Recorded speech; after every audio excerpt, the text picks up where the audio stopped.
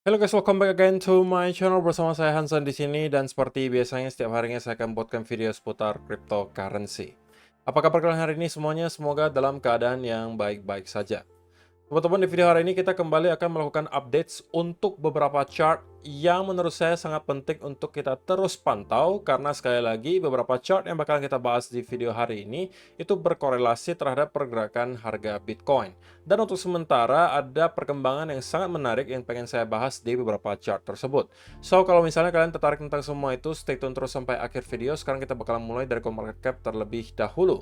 Per hari ini secara global market cap crypto berada di angka 1,07 triliun dolar atau naik sekitar 2,18%. Nah, di top 10 coin sendiri sebenarnya kita juga melihat semuanya dalam keadaan hijau, kenaikannya ranging antara 1, sekian persen hingga kurang lebih 4%.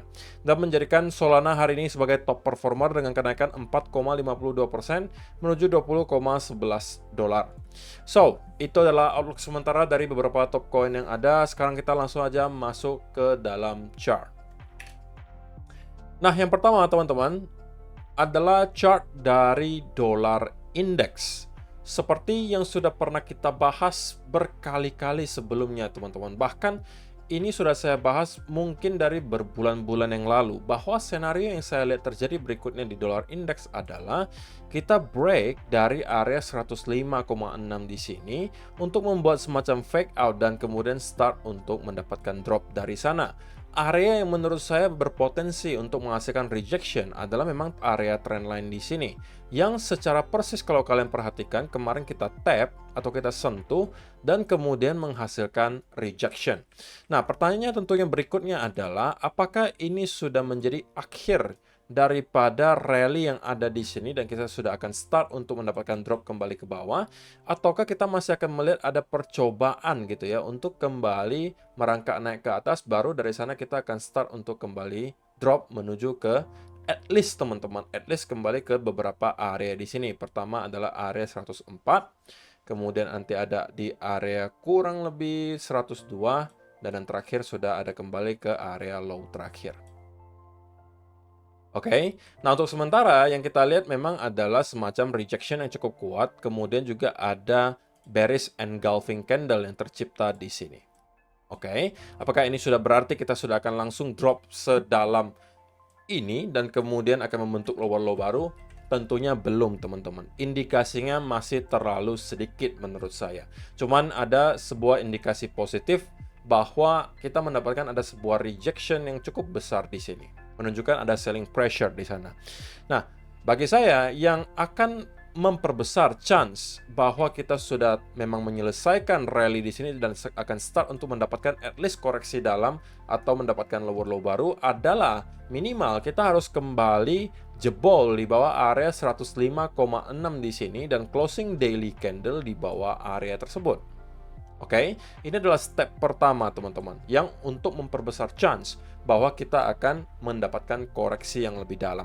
Nah, kemudian untuk memperbesar probabilitas bahwa kita akan start untuk membuat drop ke lower low baru, saya pengen melihat ada selling pressure selama berhari-hari diikuti ada bearish continuation pattern di sekitaran area di sini. Contohnya seperti apa? Contohnya yang paling dekat adalah seperti ini, teman-teman. Kita mendapatkan ada selling pressure selama berhari-hari. Contohnya di sini. Diikuti ada bearish continuation pattern. Dan ketika kita breakdown, kita mendapatkan ada sell off yang kemudian sangat kencang. Nah, ini yang pengen saya lihat kalau misalnya ternyata kita pengen kembali drop at least ke area 100 di sini atau membentuk lower low baru. Yaitu selling pressure selama berhari-hari diikuti bearish continuation pattern plus kemudian kita mendapatkan drop dari continuation pattern tersebut. Ini akan mengawali drop dari area mungkin 104 di sini ke sekitaran area 100. Oke. Nah, senario mana yang sebenarnya saya sampaikan berkali-kali, saya katakan mirip terjadi dengan yang kita lihat sekarang. Sekali lagi saya ingatkan ada beberapa senario di sini. Pertama, kita mendapatkan sell off, diikuti ada semacam V-shape recovery plus ada fake out ke atas dan kita start untuk drop, gitu ya. Kemudian yang berikutnya lagi, ini juga sama, kita mendapatkan sell off, diikuti ada semacam V-shape recovery plus ada sebuah fake out, kemudian kita start untuk drop. Nah, yang dicari apa teman-teman seperti ini? Sell off berhari-hari, bearish continuation pattern, drop, bearish continuation pattern, drop, drop, drop. Nah, itu yang dicari teman-teman, yang memperbesar probability bahwa kita memang sudah menyelesaikan pullback-nya ke atas dan kita akan start untuk membentuk lower low baru. Sama juga yang kita lihat di sini teman-teman, kita mendapatkan ada sell off selama berhari-hari di sini. Kemudian ada bearish continuation pattern walaupun ini pullback-nya sedikit lebih dalam dan kemudian kita start untuk kembali drop ke bawah. Oke, itu juga yang pengen saya lihat sekarang. Kalau memang ternyata dolar indeks sudah siap untuk kembali membentuk lower low baru. Untuk gambaran besarnya, itu saya masih berpegang teguh dengan senario yang saya sampaikan berkali-kali sebelumnya, bahwa senario di mana kita akan membuat fake out ke atas dan kemudian akan kembali start untuk drop ke bawah, itu masih valid teman-teman. Hanya cuma pertanyaannya, apakah memang topnya sudah kita temui di sini, ataukah kita akan kembali merangkak naik ke atas sebelum pada akhirnya kita mendapatkan drop tersebut terjadi. Nah, jika teman-teman kita tidak melihat ada sell off selama berhari-hari dan kemudian membuat bearish continuation pattern, dan justru kita dapat terkonsolidasi di atas area ini, maka ini berarti clue dari dolar index menyatakan bahwa oke, kita sepertinya belum siap untuk mendapatkan koreksi yang dalam atau sell off, tapi justru kita mendapatkan ada bullish continuation pattern, dan ini berarti kita masih akan push higher. Next target kalau ternyata memang kita akan mendapatkan hal ini adalah di sekitaran area 107 di sini teman-teman. Ini akan kemungkinan menjadi area berikutnya yang dituju, yang merupakan area resistance berikutnya, yang bakalan kemungkinan kita jebol, dan mungkin kalau itu yang kita lihat baru akan kita start drop, membuat koreksi yang lebih dalam atau justru ke lower low yang baru. Oke, jadi untuk beberapa minggu ke depan atau at least beberapa hari ke depan itu akan sangat menentukan ya teman-teman. Kalau pada akhirnya kita mendapatkan sell off selama berhari-hari di sini, tentunya itu adalah sebuah senario yang paling ideal kita mau lihat untuk terutama kita-kita yang merupakan investor di cryptocurrency. Nah, kemudian jika kita bahas ke S&P 500 atau stock market Amerika Serikat, maka sedikit banyak ini juga masih sesuai dengan yang kita sudah bahas beberapa kali sebelumnya, teman-teman. Yang pertama, saya pernah katakan bahwa ketika masih di sekitaran area di sini, teman-teman, saya sampaikan bahwa ini cenderung terlihat seperti semacam bearish consolidation, dan saya melihat akan ada drop kedua, atau kita membuat wave kedua di sini. Nah, tentunya pertanyaan berikutnya juga, apakah wave kedua di sini sudah menyelesaikan koreksinya, ataukah kita masih akan membuat wave ketiga di sini sebelum pada akhirnya kita start untuk kembali rally ke atas. Nah, ini akan bergantung nanti ke pergerakan harga dolar indeks. Jika dolar indeks tadi membuat yang kita sampaikan senario kedua tadi, yaitu adalah kita bertahan dan kemudian membuat bullish continuation pattern, maka kemungkinan besar stock market akan membuat wave ketiga dan baru start untuk kembali naik ke atas, teman-teman. Tetapi kalau dolar indeks selama berhari-hari drop dan kemudian membuat bearish continuation pattern, maka yang terjadi adalah kemungkinan kita akan melihat S&P 500 sudah kembali rebound, dan kalau misalnya kita mampu untuk jebol di atas area trendline di sini, maka kita akan kembali nge-retest ke area resistance 4590-an di sini, yang kalau mampu kita jebol, saya rasa tidak akan ada lagi halangan bagi S&P 500 untuk kemudian kembali ke area all time high-nya di 4820 atau bahkan dapat menembus ke all time high yang baru. Oke, jadi untuk sementara semua yang kita bahas selama beberapa minggu atau beberapa bulan terakhir itu masih sesuai dengan senario yang kita sudah harapkan, dan untuk sementara S&P 500 juga kelihatan di at least ya daily itu udah mendapatkan semacam rebound juga. Kita juga bisa consider ini sebagai bullish engulfing candle.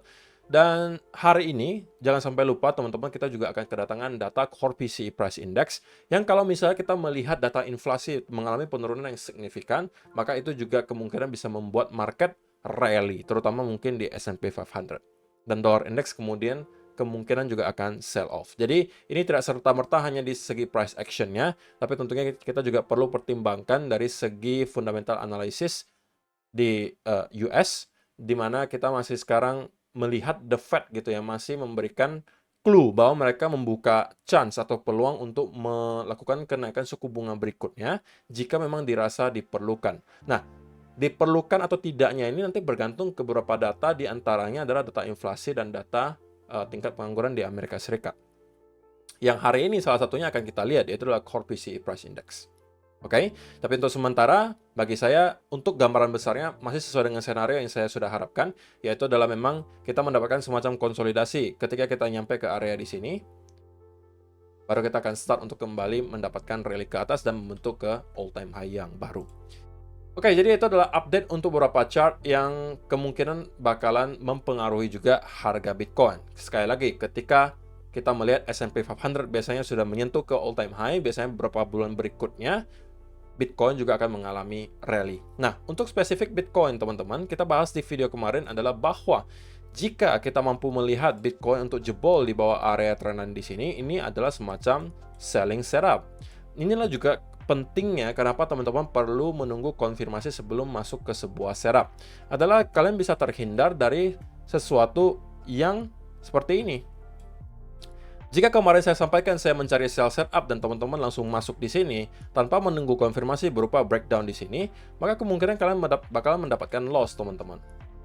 Tapi kalau misalnya kalian menunggu konfirmasinya di sini, maka kalian tidak akan masuk ke trade ini karena rupanya memang kita tidak mampu untuk jebol di bawah area trendline tersebut, dan justru kita kembali rally ke atas dan breakout pada akhirnya di atas area trendline di sini, oke?